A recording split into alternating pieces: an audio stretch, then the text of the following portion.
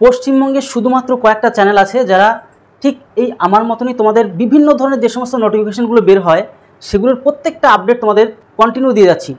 তো যাই হোক, অনেক শুনেছি যে রেলওয়ে, তারপর শুধু এসএসসি, পিএসসি বা যেগুলো মানে বেশি বেশি ভ্যাকান্সি আছে সেগুলোই চাকরি আর বাদবাকি কোনো চাকরি না, এরকম চিন্তাভাবনা অনেক স্যার বা ম্যাডামদের মধ্যে রয়েছে। মানে বাদবাকি এরা হচ্ছে লুডো খেলে, এরকম একটা চিন্তাভাবনা। তো যাই হোক, সবার কথা কান না দিয়ে প্রত্যেকটা আপডেট তোমাদেরকে আমি যেরকম দিচ্ছি এরকম কন্টিনিউ দিতেই থাকবো। দেখো, একদম নতুন বিজ্ঞপ্তি, যেটা কিনা CCRAS নিউ রিক্রুটমেন্ট 2025, এই সুযোগটা কিন্তু 6 বছর পর আসলো। তোমাদের কিন্তু বিরাট একটা সুযোগ, কেউ এই অপরচুনিটি নষ্ট করবে না। শুধুমাত্র মাধ্যমিক পাস এবং উচ্চ মাধ্যমিক পাস এবং গ্র্যাজুয়েশন, মানে মাধ্যমিক পাস থেকে তুমি যে কোনো ক্লাসেই পড়াশোনা করো না কেন, সব ক্ষেত্রে তুমি কিন্তু এখানে অ্যাপ্লাই করতে হবে। আলাদা আলাদা ক্যাটাগরি রয়েছে। দেখো, এখানে এডুকেশন কোয়ালিফিকেশন যেটা তোমাদেরকে বললাম, মাধ্যমিক যদি অর্থাৎ 10 ক্লাস পাস করো তবেও তুমি অ্যাপ্লাই করতে পারবে, উচ্চ মাধ্যমিক পাস করলেও অ্যাপ্লাই করতে পারবে, গ্র্যাজুয়েশনের পাস করলেও তুমি কিন্তু অ্যাপ্লাই করতে পারছো। এই যে CCRAS এর ফুল ফর্ম কি? Central counselling for research in Ayurvedic science. তো টোটাল যে ব্যাপারটা আশা করি বুঝতে পারলে কী ধরনের পোস্ট। অ্যাপ্লাইটা শুরু হয়েছিল কবে? 1/8/2025। আর একটা কথা আমাদেরকে বলে দিচ্ছি যে এখানের কিন্তু লাস্ট ডেট যেটা ছিল সেটা হচ্ছে 31/8/2025, মানে ডেট কিন্তু শেষ হয়ে গেছিলো, কিন্তু এখানে টোটাল যা ভ্যাকান্সির প্রয়োজন ছিল সেই হিসাবে কিন্তু অ্যাপ্লাই করেনি। তাই মানে সরকার আবার কী করলো, আবার নতুন করে কিন্তু অ্যাপ্লাইয়ের জন্য কিন্তু সুযোগ করে দিল। কত তারিখ পর্যন্ত? 27/9/2025 পর্যন্ত, মানে এই মাসের 27 তারিখ পর্যন্ত তোমাদের কিন্তু অ্যাপ্লাই চলবে। তো এখানে কিন্তু একটা কথা তোমাদেরকে বলে রাখি, অন্যান্য চাকরির ক্ষেত্রে যেরকম এসএসসি বলো, রেলওয়ে বলো, ভীষণ মানে একটা সিট পাওয়ার জন্য কখনো কখনো 300 থেকে 1000 2000 পর্যন্ত তোমাদের কিন্তু কম্পিটিশন, মানে একটা সিটের জন্য 1-1.5 কম্পিটিশন অনেক সময় হয়।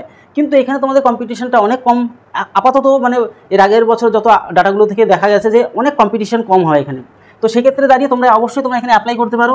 পোস্ট নেম কী কী রয়েছে দেখো। MTS মাল্টিটাস্কিং স্টাফ, মানে একদম অফিসিয়ালি কাজ। 10 পাস এডুকেশন কোয়ালিফিকেশন, MTS এর জন্য 10 পাস লাগবে। এজ কত? 18 থেকে 27 বছর পর্যন্ত তোমার যদি হয়ে থাকে তবেই তুমি এখানে অ্যাপ্লাই করতে পারবে। স্টেনোগ্রাফার, তো এক্ষেত্রেও তোমার কিন্তু 10 ক্লাস পাস হতে হবে, 18 থেকে 27 বছর হলেই তুমি কিন্তু এখানে অ্যাপ্লাই করতে পারছো। তারপর হচ্ছে LDC অর্থাৎ লোয়ার ডিভিশন ক্লার্ক, LDCর জন্য 12 ক্লাস তোমার পাস করতে হবে, 12 ক্লাস পাস করলে তুমি এখানে অ্যাপ্লাই করতে পারবে, 18 থেকে এই ক্ষেত্রেও 27 বছর পর্যন্ত।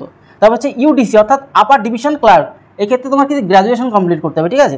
18 থেকে 27 বছর হলেই তোমার কিন্তু এখানে হয়ে যাচ্ছে। তারপর অ্যাসিস্ট্যান্টের ক্ষেত্রে এক্ষেত্রে তোমার কিন্তু গ্র্যাজুয়েশন কমপ্লিট করতে হবে এবং 18 থেকে 30 বছর হলে তুমি কিন্তু এখানে অ্যাপ্লাই করতে পারবে। তাহলে তোমার পোস্ট নেম তুমি দেখতে পারলে, MTS রইলো, তারপরে স্টেনোগ্রাফার আছে, LDC রয়েছে অর্থাৎ লোয়ার ডিভিশন ক্লার্ক আছে, UDC অর্থাৎ আপার ডিভিশন ক্লার্ক রয়েছে, অ্যাসিস্ট্যান্ট রয়েছে, মানে 1 2 3 4 5টা পদ রয়েছে।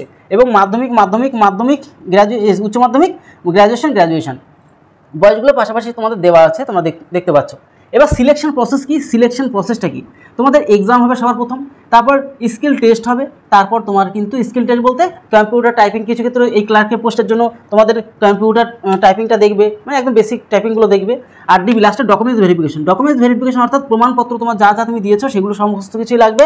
তোমার Aadhaar card, I card, birth certificate থেকে শুরু করে তোমার মাধ্যমিকের যে ডকুমেন্টস সার্টিফিকেট, মানে এডুকেশন সার্টিফিকেট, সমস্ত কিছু একদম নির্ভুল হওয়া চাই। কারণ এরকম করে কিন্তু এর আগে অনেক ক্ষেত্রে তোমাদেরকে তার জন্য স্পেশাল ভিডিও বানিয়ে দিয়েছিলাম যে তোমাদের যদি কোথাও কোনো রকম ভুল হয়ে যায় তাহলে তোমরা কী করে ঠিক করবে। যদি এরপরের জন্য কোনো কোয়ারিজ থাকে অবশ্যই কমেন্টও করবে। তো যত ডকুমেন্টসই তুমি নিয়ে যাবে না কেন, কোনো নামের বানানো যেন ভুল না যায় সেভাবে তোমার ডকুমেন্টসগুলো নেবে। তারপরে LDC এবং STNO, ঠিক আছে? এই ক্ষেত্রে তোমাদের কী কী লাগবে, মানে স্টেনোগ্রাফার যেটা, স্টেনোগ্রাফার আর LDC অর্থাৎ লোয়ার ডিভিশন ক্লার্ক, আর হচ্ছে তোমাদের স্টেনোগ্রাফারের ক্ষেত্রে হয়তো তোমার কি 10 পাস এবং 12 পাস, কিন্তু তোমাদের একই সমস্ত জিনিস সাবজেক্ট থাকছে। ইংলিশ থেকে 25 নাম্বার আসবে, আবার তোমার রিজনিং থেকে 25 নাম্বার আসবে, অঙ্ক থেকে 25 নাম্বার, ম্যাথ থেকে 25 নাম্বার, GA মানে general awareness, current affairs studies military আসবে 25 নাম্বার। টোটাল তোমার কত নাম্বার থাকছে? টোটাল 100 নাম্বারে তোমার এক্সাম হবে, ঠিক আছে? মানে 0.25 কাটা যাবে, অর্থাৎ 4টে ভুল করলে তোমার কিন্তু 1 নাম্বার কিন্তু কাটা। আর তোমাদের সময় দেওয়া থাকবে 1.5 ঘন্টা, মানে 1/2 টাইম কিন্তু তোমাদের সময় দেওয়া থাকছে, ঠিক আছে? তো এই হলো টোটাল প্রসেস। মানে এবার তোমাদেরকে একটা কথা বল, তোমরা কিন্তু অনেক সংখ্যক তোমরা যারা ম্যাথ প্লাস রিজনিং, ঠিক আছে, ম্যাথ প্লাস রিজনিং, এবার এই ম্যাথ প্লাস রিজনিংটা তোমরা কিন্তু অনেকেই একদম শুরু থেকে শিখতে চাও, শুরু থেকে একদম বেসিক ভালো করে শিখতে হবে এবং যেই প্রশ্নগুলো পরীক্ষাতে ফিরিয়ে আসে বা ঘুরিয়ে ফিরিয়ে আসে সেই টাইপের প্রশ্ন তোমরা শিখতে চাও।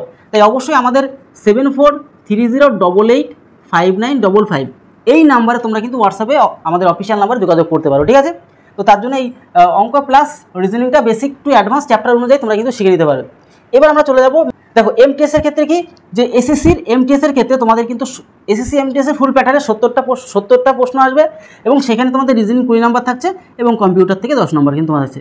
আর এক্ষেত্রে তোমাদের কোনো নেগেটিভ তোমাদের কিন্তু থাকছে না। তো টোটাল বিষয়টা তোমরা বুঝে নিতে পারলে। এরপরেও যদি তোমাদের কোনো কোয়ারিজ থাকে অবশ্যই কমেন্ট বক্সে কমেন্ট করো। একদম নিউ আপডেট যেগুলো তোমাদের বের হচ্ছে সেগুলো তোমাদের জন্য নিয়ে চলে আসছি। আর এরকম ধরনের প্রত্যেক দিনের আপডেট পেতে অবশ্যই আমাদের টেলিগ্রাম এবং হোয়াটসঅ্যাপ গ্রুপে যুক্ত হয়ে যাও। তো মেন কথা হচ্ছে তাহলে ভিডিওটি আজকে এলো, তত সময় পরিবারের সাথে ভালো থেকো, সুস্থ থেকো। জয় হিন্দ, জয় ভারত।